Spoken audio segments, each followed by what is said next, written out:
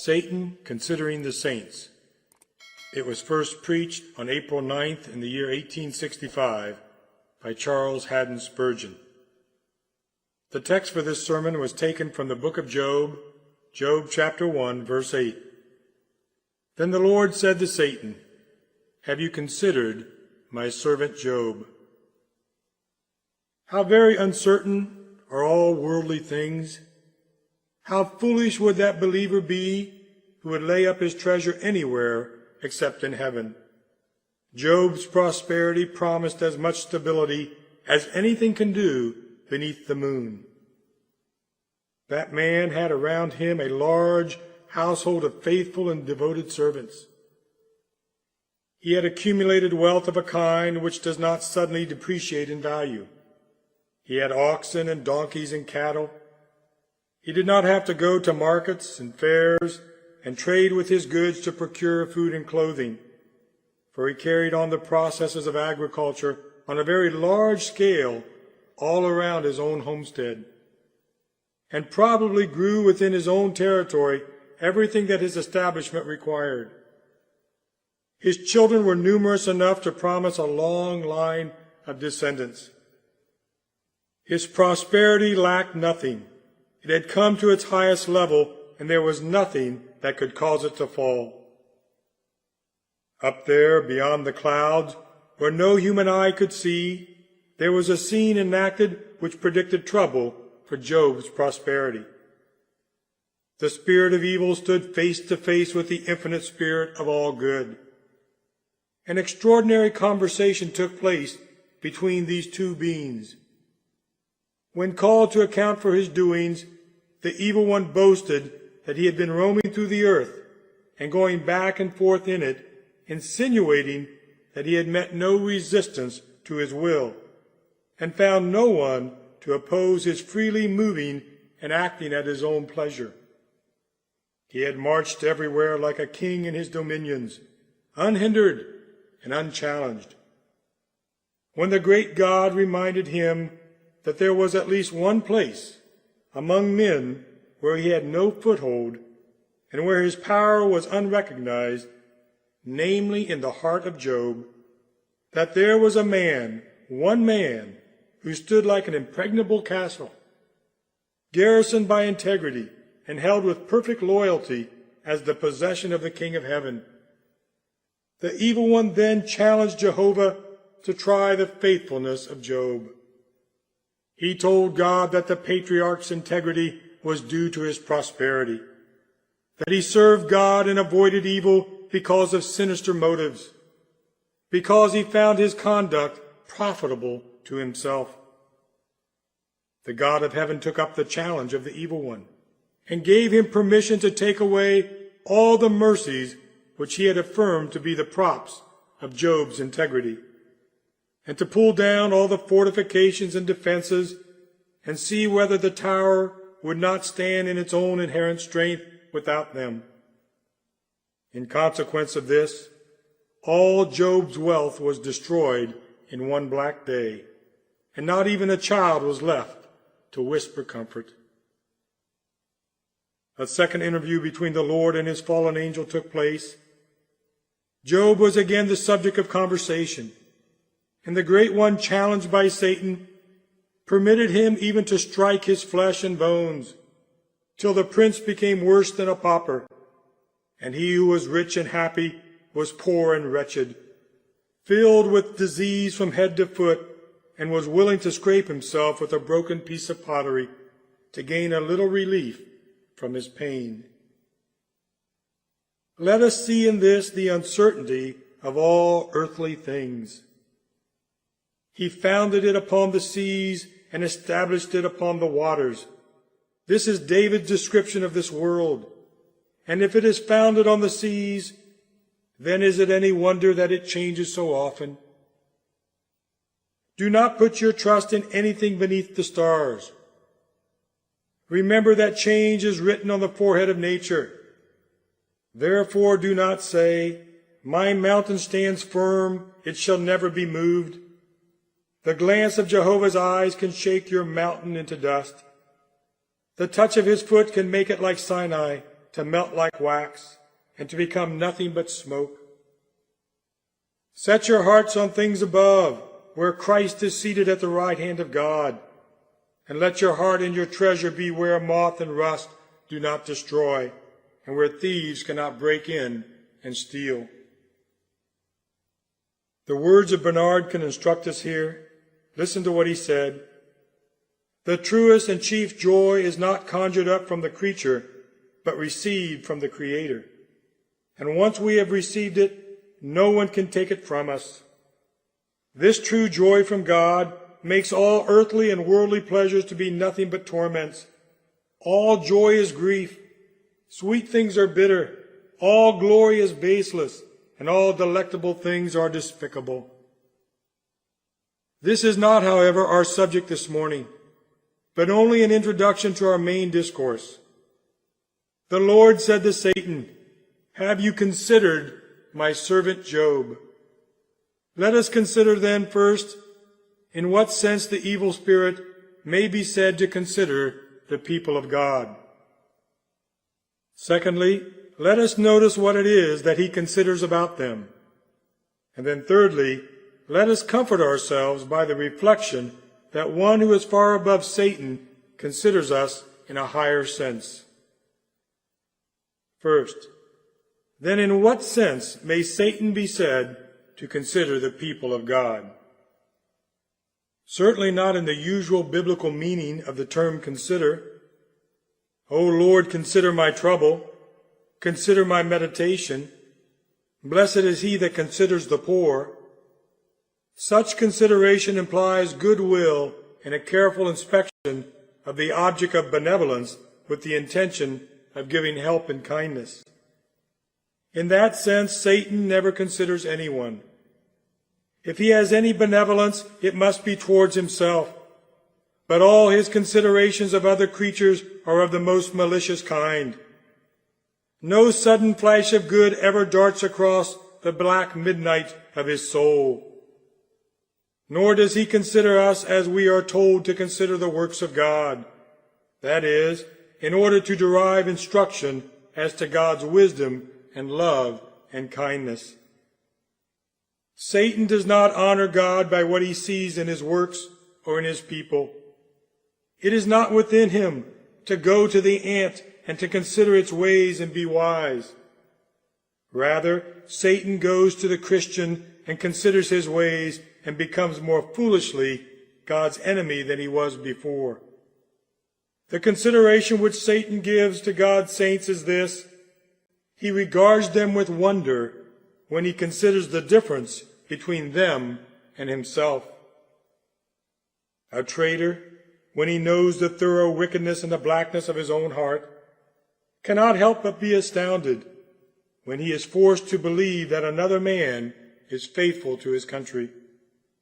The natural thought of a treacherous heart is to believe that all men are just as treacherous and are really just the same as they. The traitor thinks that all men are traitors like himself, or would be if it paid them better than loyalty. When Satan looks at the Christian and finds him faithful to God and to his truth, he considers them as we should consider a phenomenon, perhaps despising him for his folly, but yet marveling at him and wondering how he can act that way. I, he seems to say, a prince, a peer of God's parliament, would not submit my will to Jehovah. I thought it better to reign in hell than serve him in heaven. I did not stay in my position of authority, but fell from my throne. How is it that these Christians can stand? What grace is it which keeps these Christians faithful? I was a vessel of gold, and yet I was broken. These are earthen vessels, but I cannot break them. I could not stand in my glory.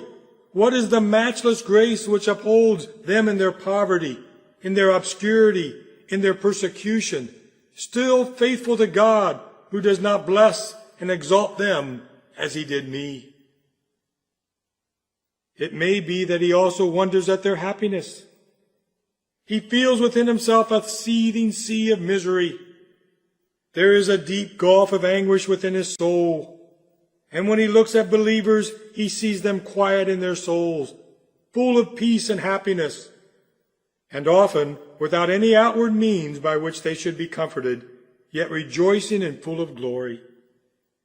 He goes back and forth through the world and possesses great power, and there are many faithful followers who carry out his orders without question in order to serve him.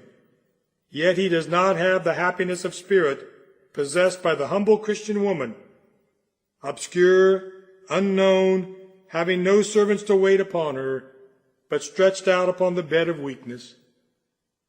Satan admires and hates the peace which reigns in the believer's soul. But his consideration may go further than this. Is it not possible that Satan considers the Christians to detect, if possible, any flaw and fault in them, which would bring some comfort to himself? They are not pure, he says, these blood-bought ones, these elect from before the foundations of the world. They still sin. These adopted children of God even offend the glorious Son who bowed his head and gave up his spirit for them. How must he chuckle with such delight as he is capable of over the secret sins of God's people. And if he can see anything in them inconsistent with their profession, anything which appears to be deceitful, and therein like himself, he rejoices. Each sin born in the believer's heart cries to Satan, my Father, and he feels something like the joy of fatherhood as he sees his fond offspring. He looks at the old man in the Christian and admires the stubbornness with which it maintains its hold, the force and the passion with which it struggles for the mastery, the craft and cunning with which every now and then, at set intervals, at convenient opportunities, it puts forth all of its force. He considers our sinful flesh and makes it one of the books which he diligently reads. I don't doubt that one of the fairest prospects which the devil's eye is always fixed upon is the inconsistency and the impurity which he can discover in the true child of God. In this respect, Satan had very little to consider in God's true servant, Job. Nor is this all, but rather just the starting point of his consideration.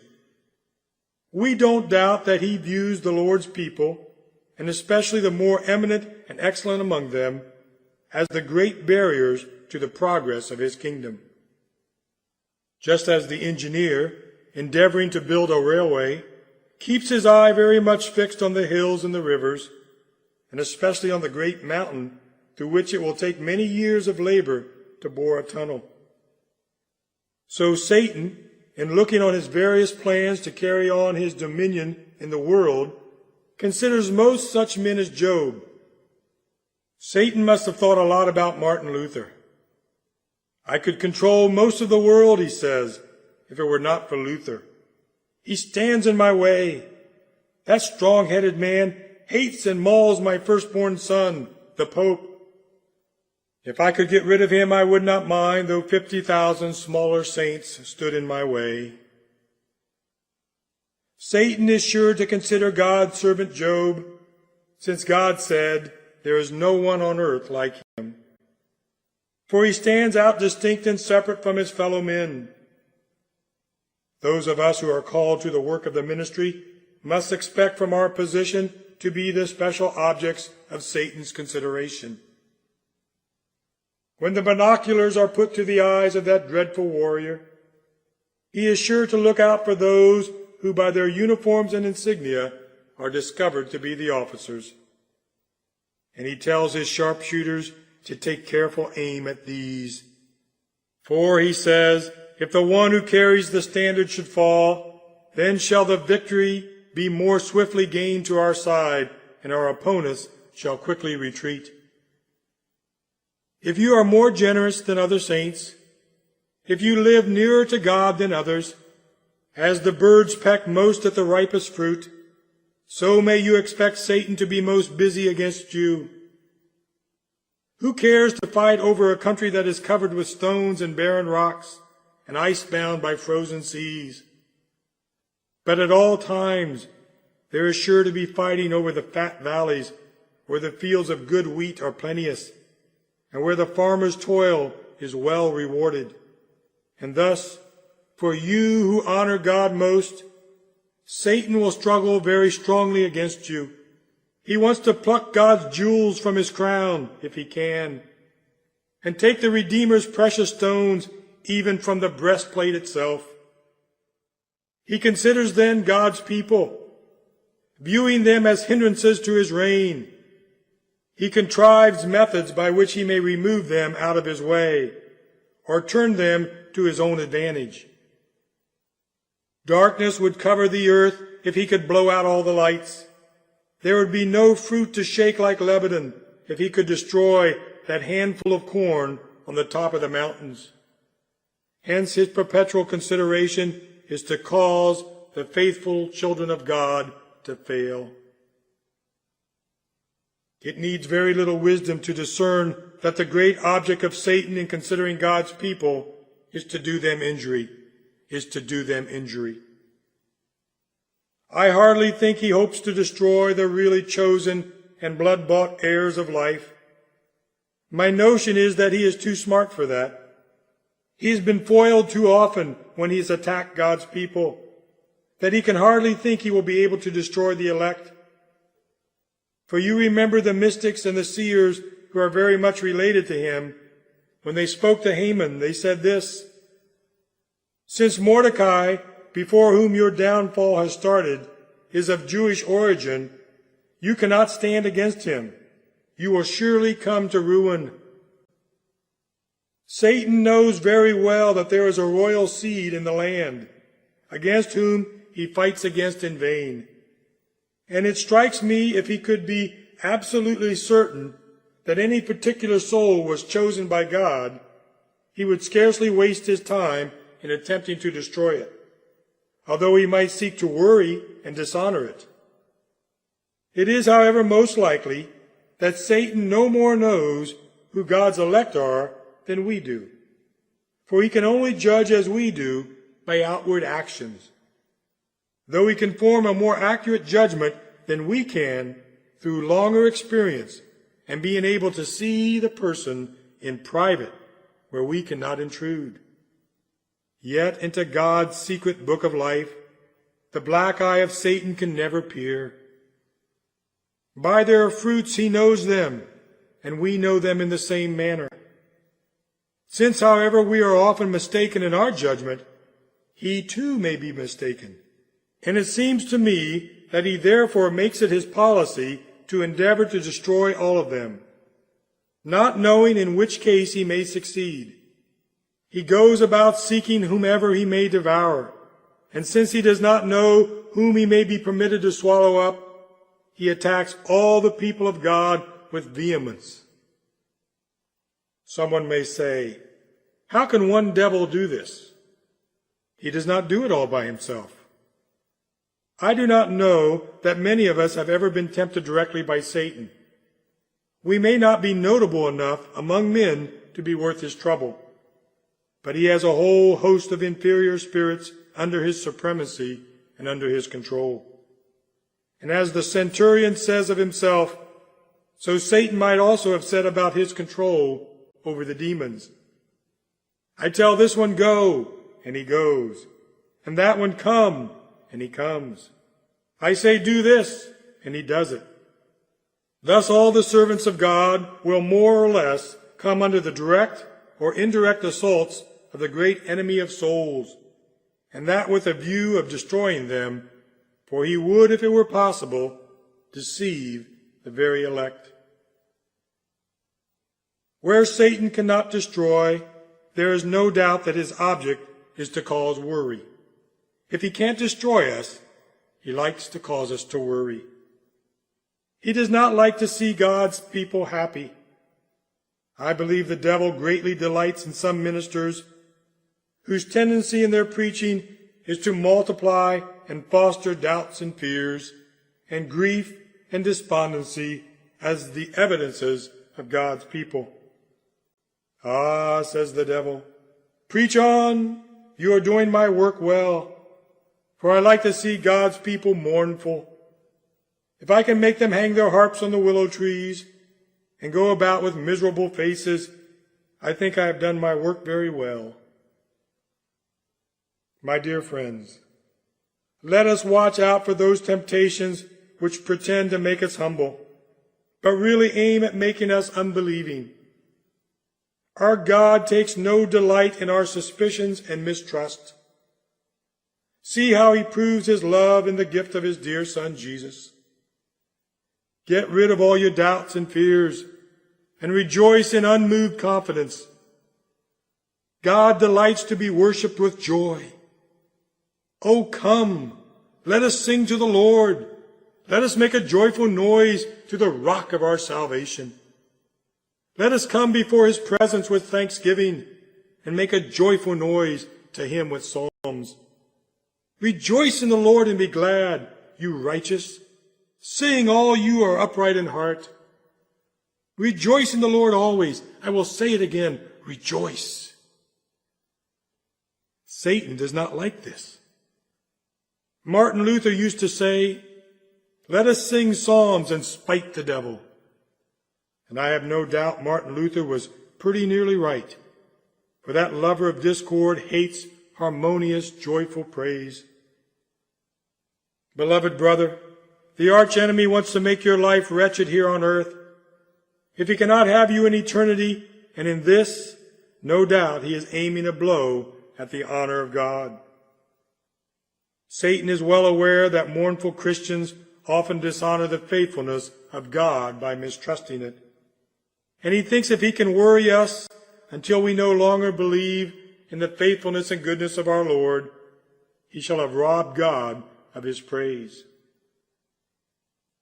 He that offers praise glorifies me, says God. And so Satan lays the axe at the root of our praise, that God may cease to be glorified. Moreover, if Satan cannot destroy a Christian, how often has he spoiled his usefulness? How often has he spoiled the usefulness of a Christian? Many a believer has fallen, not to break his neck, that is impossible, but he has broken some important bone and has gone limping to his grave. We can recall with grief some men once eminent in the ranks of the church who did run well, but all of a sudden, through stress of temptation, they fell into sin, and their names were never mentioned in the church again, except with bated breath. Everybody thought and everybody hoped that they were saved, but certainly their former usefulness never could return. It is very easy to go back in the heavenly pilgrimage, but it is very hard to reverse your steps once you have stepped back.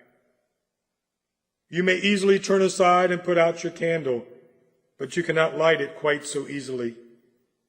Friend, beloved in the Lord, watch against the attacks of Satan and stand firm, because you, as a pillar in the house of God, are very dear to us, and we cannot spare you.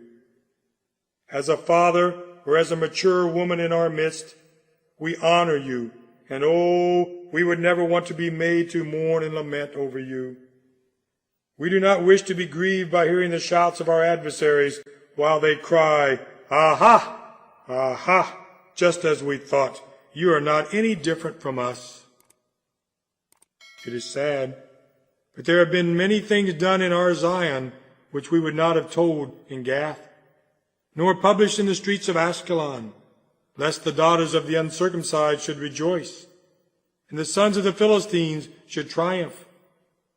Oh, may God grant us grace as a church to stand against the tricks of Satan and his attacks, that having done his worst, he may gain no advantage over us. And after having considered and considered again, and counted our towers and our walls, he may be compelled to retreat, because his battering rams cannot jar so much as a single stone from our fortifications. and his slings cannot slay one single soldier on the walls. Before I leave this point, I would like to say that perhaps it may be suggested, how is it that God permits this constant and malicious consideration of his people by the evil one? How is it that God permits this constant and malicious consideration of his people by the evil one?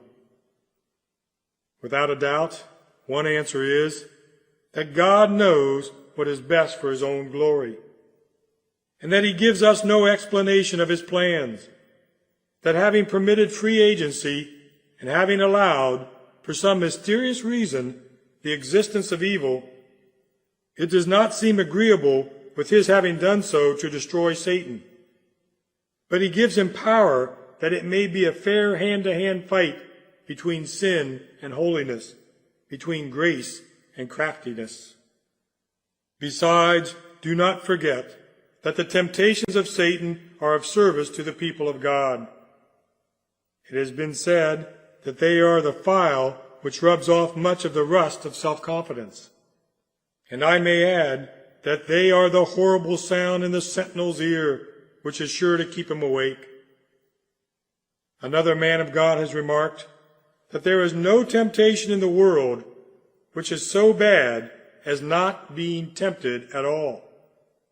For to be tempted will tend to keep us awake, whereas without temptation the flesh and the blood are weak. And though the spirit may be willing, yet we may be found falling into a slumber. Children do not run away from their father's side when the big dogs bark at them. The howlings of the devil may tend to drive us nearer to Christ, may teach us our own weakness, may keep us on our own watchtower, and becomes the means of preservation from other evils. Let us be self-controlled and alert. Our enemy, the devil, prowls around like a roaring lion, looking for someone to devour. And let us, who are in a prominent position, be permitted lovingly to press upon you one earnest request, namely, my brethren, that you pray for us, that since we are especially exposed to the consideration of Satan, that we may be guarded by divine power. Let us be made rich by your faithful prayers, so that we may be kept faithful even to the end. Secondly, what is it that Satan considers with a view to the injury of God's people? What is it that Satan considers with a view to the injury of God's people? It cannot be said of Satan, as of God, that he knows us completely. But since he has been dealing with poor, fallen humanity for over 10,000 years, he must have acquired a very vast experience in that time. And having been all over the earth, and having tempted the strongest and the weakest, he must know very well what the springs of human action are and how to play upon them. Satan watches and considers, first of all, our particular weaknesses. Satan watches and considers, first of all, our particular weaknesses. He looks us over, just as I have seen a horse dealer do with a horse, and soon finds out where our faults are. I, a common observer, might think the horse an exceedingly good one, as I see it running up and down the road, but the dealer sees what I cannot see, and he knows how to handle the creature in just the right way so that he can soon discover any hidden trouble. Satan knows how to look at us and quickly evaluate us, so that he will say of this man, his weakness is lust, or of the other, he has a quick temper, or of this other person, he is proud, or of that other one, he is lazy. The eye of malice is very quick to perceive a weakness, and the hand of hostility soon takes advantage of it. When the arch enemy finds a weak place in the wall of our castle, he is careful to plant his battering ram there and begin his siege. You may conceal, even from your dearest friend, your weakness, but you will not conceal it from your worst enemy. He has the eyes of a wildcat and detects in a moment the most vulnerable point on your body. He goes about with a lighted match, and though you may think you have covered all the gunpowder of your heart, he knows how to find a crack to put his match through. And he will cause much trouble in your heart unless eternal mercy shall prevent it. Satan is also careful to consider our state of mind. Satan is careful to consider our state of mind. If the devil would attack us when our mind is in certain moods, we should be more than a match for him. He knows this and shuns the encounter. Some men are more ready for temptation when they are distressed and desponding. The fiend will assail them then. Others will be more liable for attack when they are jubilant and full of joy. Then will the evil one strike his spark into the tinder. Certain persons, when they are very upset and tossed to and fro, can be made to say almost anything. And others, when their souls are like perfectly placid waters, are just then in a condition to be navigated by the devil's vessel. As the worker in metal knows that one metal is to be worked at such a heat and another at a different temperature, as those who have to deal with chemicals know that at a certain heat one fluid will boil while another reaches the boiling point much earlier, so Satan knows exactly the temperature at which to work us for his purpose. Small pots boil quickly when they are put on the fire, and so little men of quick temper are soon in a passion. Larger vessels require more time and heat before they will boil. But when they do boil, it is quite a boil, not soon to be forgotten or abated. The enemy, like a fisherman, watches his fish, adapts his bait to his prey, and knows in what seasons and times the fish are most likely to bite. This hunter of souls comes upon us when we least expect it, and often we are overtaken in a fault and or caught in a trap through an unwatchful frame of mind. That rare collector of choice sayings, Thomas Spencer, has said this. Listen. The chameleon, when he lies on the grass to catch flies and grasshoppers, takes on the color of the grass. Likewise, some creatures in the sea take on the color of the rocks under which they lurk, that the fish may boldly come near them without any suspicion of danger. In like manner, Satan turns himself into that shape which we least fear, and sets before us such objects of temptations as are most agreeable to our natures, that some of us may soon be drawn into his net. Satan sails with every wind, and blows us that way which we are inclined through the weakness of our nature. Is our knowledge in matter of faith deficient? He tempts us to error. Is our conscience tender? He tempts us to legalism and too much preciseness. Has our conscience allowed some latitude? He tempts us to carnal liberty. Are we bold-spirited? He tempts us to presumption. Are we fearful and distrustful? He tempts us to desperation. Do we have a flexible disposition? He tempts us to infidelity. Are we stiff? He labors to make us obstinate heretics, schismatics, or rebels of us. Do we have a severe temper? He tempts us to cruelty. Are we soft and mild? He tempts us to indulgence and foolish pity. Are we hot in matters of religion? He tempts us to blind zeal and superstition. Are we cold? He tempts us to Laodicea and lukewarmness. Thus he lays his traps, that one way or another he may ensnare us. Satan is also careful to consider our position among men.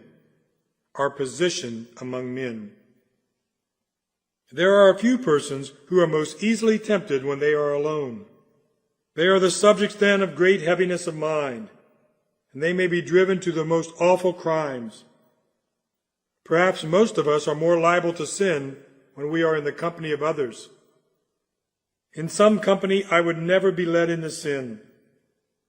Many are so full of flippancy and humor that those of us who are inclined the same way can scarcely look them in the face without feeling our besetting sin coming awake.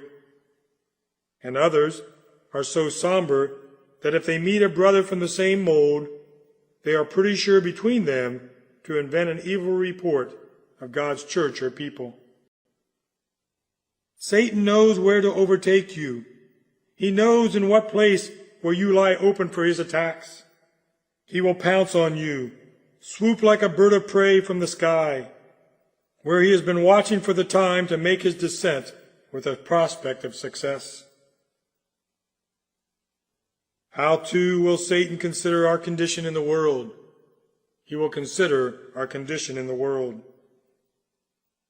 Satan looks at one man and says, "That man has property. It is no use of my trying such and such tactics with him. But here is another man who is very poor. I will catch him in that net." Then again he looks at the poor man and says, "Now I cannot tempt him to this folly, but I will lead the rich man into it." As the sportsman has a gun for the wild fowl and another for deer and game, so too Satan has a different temptation for various orders of men. I do not suppose that the Queen's temptation will ever annoy Mary the kitchen maid. I do not suppose, on the other hand, that Mary's temptation will ever be very serious to me. Probably you could escape from mine.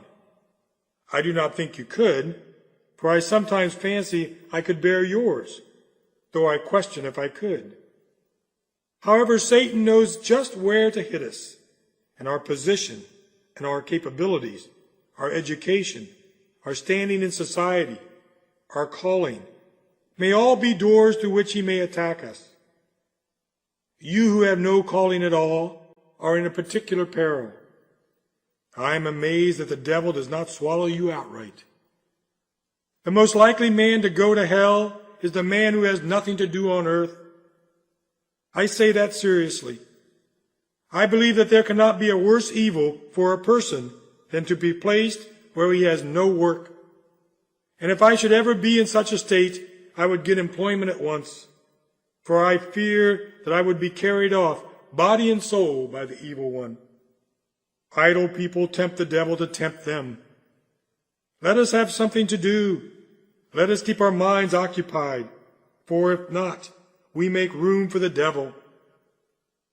Hard work will not make us gracious, but the lack of hard work may make us vicious. Have something always on the anvil or in the fire. In books or work or healthful play, I would be busy too, for Satan finds some mischief still for idle hands to do. So as we were taught in our childhood, so let us believe in our manhood. The reading and studying of books or other works and exercise are necessary for health and should occupy our time.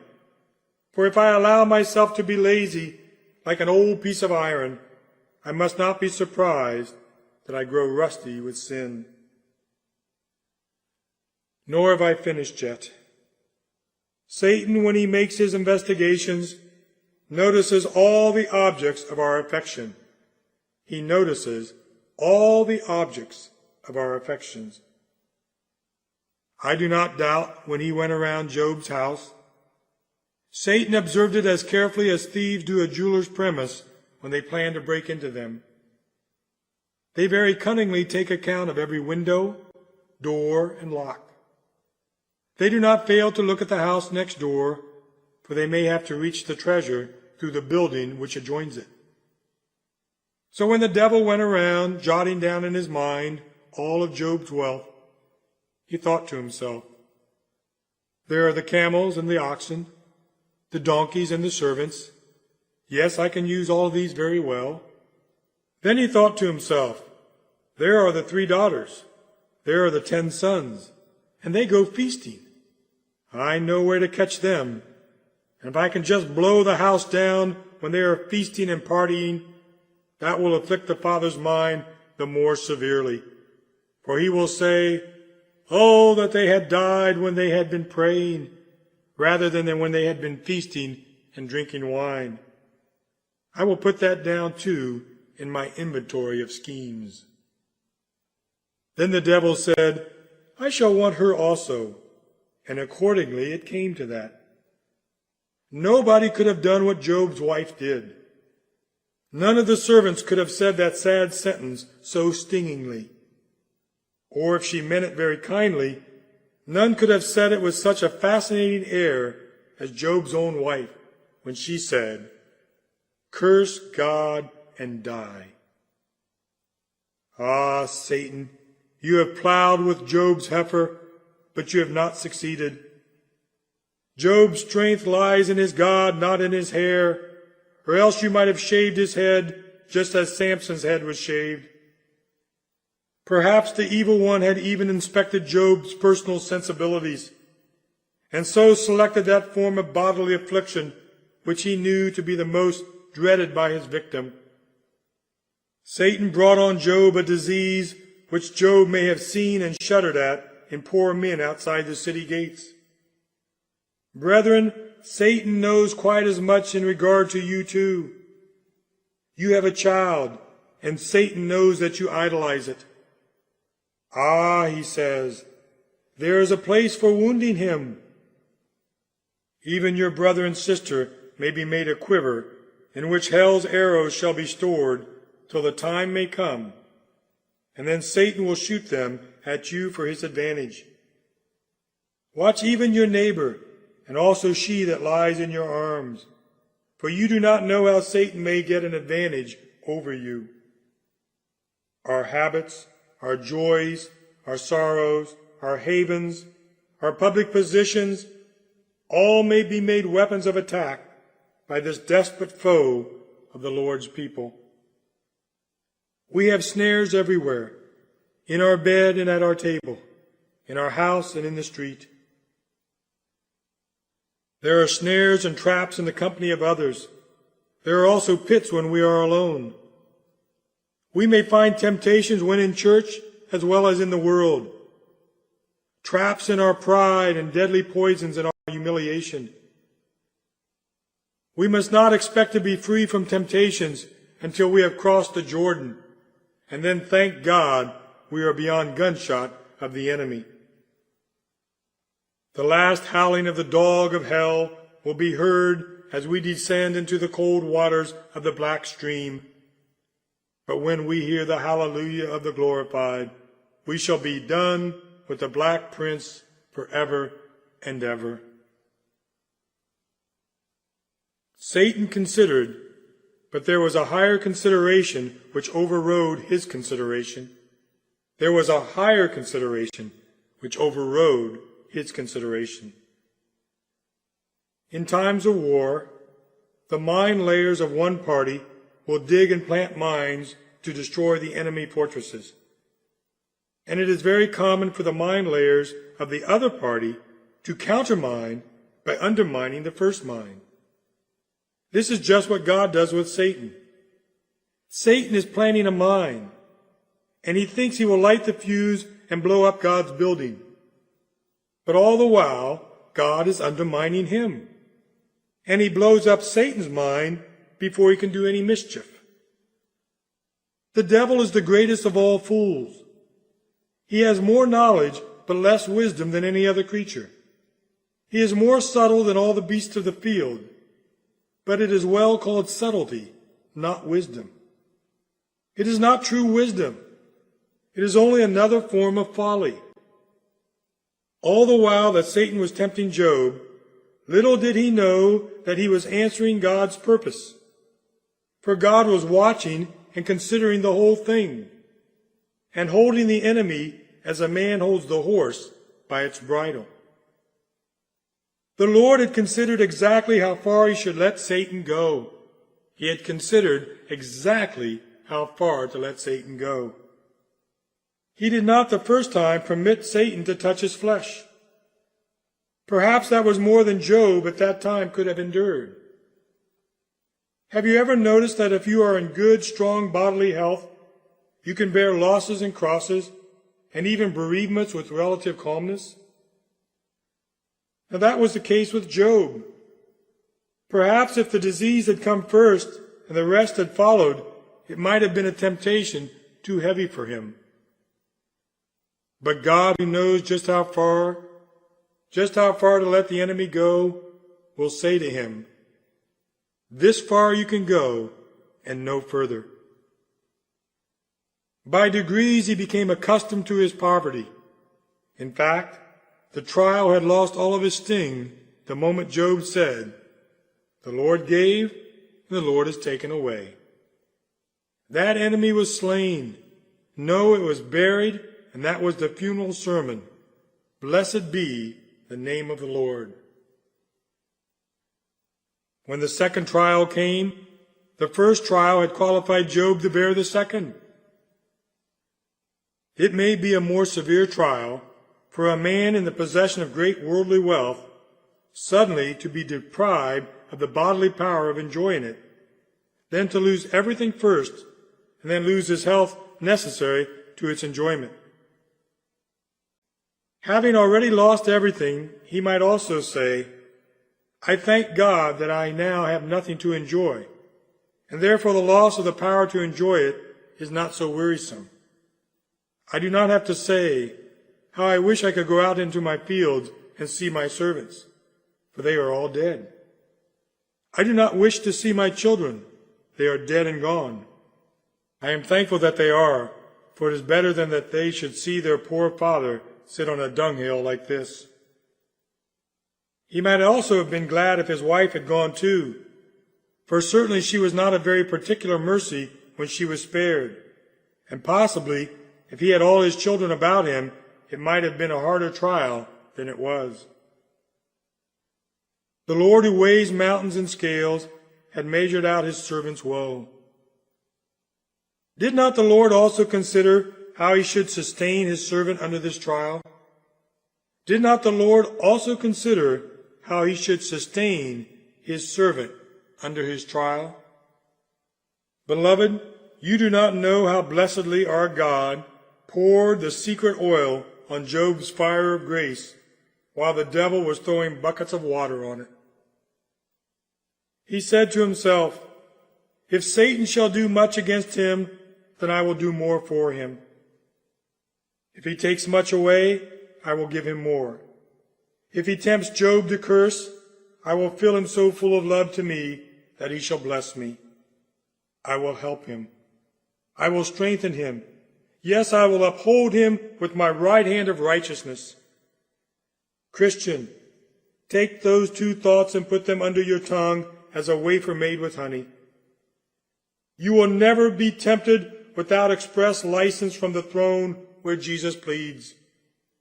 And on the other hand, when he permits it, he will, with the temptation, make a way of escape or give you the grace to stand up under it. In the next place, the Lord considered how to sanctify Job by his trial. How to sanctify Job by his trial. Job was a much better man at the end of the story than he was at the beginning. He was an incredible disgrace to Satan and his power.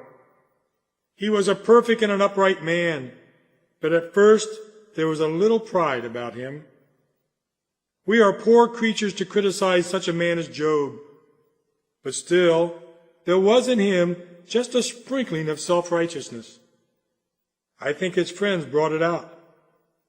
Eliphaz and Zophar said such irritating things that poor Job could not help replying in strong terms about himself. And I think that they were rather too strong. There was a little too much self-justification. He was not proud, as some of us are, of a very little.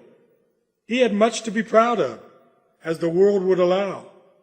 But yet there was a tendency to be exalted with it. And though the devil did not know it, perhaps if he had left Job alone, that pride might have become a seed, and Job might have sinned. But he was in such a hurry that he would not let the small seed ripen, but hurried to cut it up, and so became the Lord's tool to bring Job into a more humble and consequently a more safe and blessed state of mind. Moreover, observe how Satan was an assistant to the Almighty. Satan was an assistant to the Almighty. Job all this while was being enabled to earn a greater reward. He was being enabled to earn a greater reward. All his prosperity is not enough. God loves Job so much that he intends to give him twice the property. He intends to give him his children again. He means to make him a more famous man than ever, a man whose name shall ring down through the ages, a man who shall be talked of throughout all generations. He is not to be the man of us, but the man of the whole world. He is not to be heard by a handful in one neighborhood, but all men are to hear of Job's patience in the hour of trial. Who is to do this? Who is to fashion the trumpet of fame through which Job's name is to be blown? The devil goes to the forge and works away with all of his might to make Job illustrious. Foolish devil, he is piling up a pedestal on which God will set his servant Job, that he may be looked upon with wonder by all ages. To conclude, Job's afflictions and Job's patience have been a lasting blessing to God's holy church, and they have inflicted incredible disgrace upon Satan. If you want to make the devil angry, throw the story of Job into his teeth. If you desire to have your own confidence sustained, may God the Holy Spirit lead you into the patience of Job. Oh, how many saints have been comforted! How many have been comforted in their distress by this history of patience?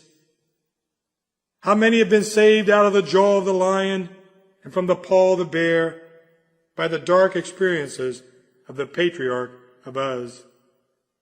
Oh, arch-fiend, how you are trapped in your own net.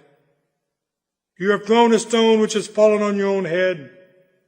You made a pit for Job, and you have fallen into it yourself. You are trapped in your own craftiness. Jehovah has made fools of the wise and driven the false teachers mad. Brethren, let us commit ourselves in faith to the care and the keeping of God. Let poverty come, sickness come, even death come, and we will in all things, through Jesus Christ's blood, be conquerors. And by the power of his Spirit, we shall overcome in the end. I pray to God that we would all trust in Jesus. May those who have not trusted him be led to begin this very morning, and God shall have all the praise in us all evermore. Amen.